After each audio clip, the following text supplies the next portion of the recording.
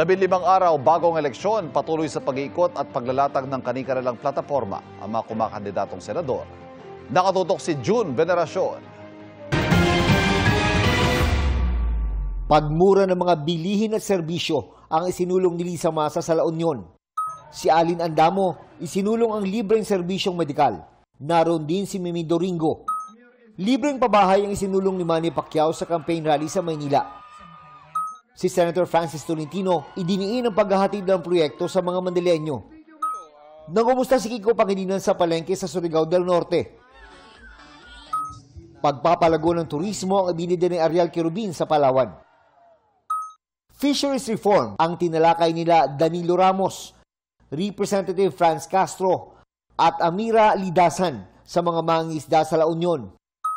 Pagtutok sa edukasyon ang tinalakay ni Willie Revillame sa Cebu.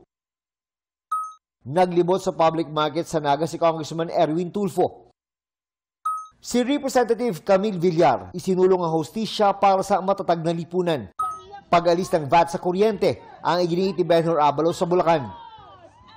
Libreng gamot ang isa sa mga advokasya ni Mayor Abby Binay. Para kay Congressman Bonifacio Busita, kailangang ayusin ang mga batas trapiko. Pangil sa mangrove reforestation ang itinutulak ni David D'Angelo. Dagdag pondo sa husgado ang isinusulong ni Attorney Angelo de Alban. Tutol daw si Attorney Luke Espiritu sa political dynasty.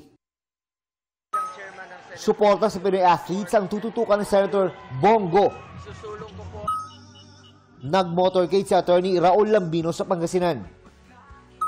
Sinuyod ni Representative Rodante Marcoleta ang Valenzuela. Patuloy naming sinusundan ang kampanya ng mga tumatakbong senador sa eleksyon 2025. Para sa GMA Integrated News, June Veneracion, nakatutok 24 oras.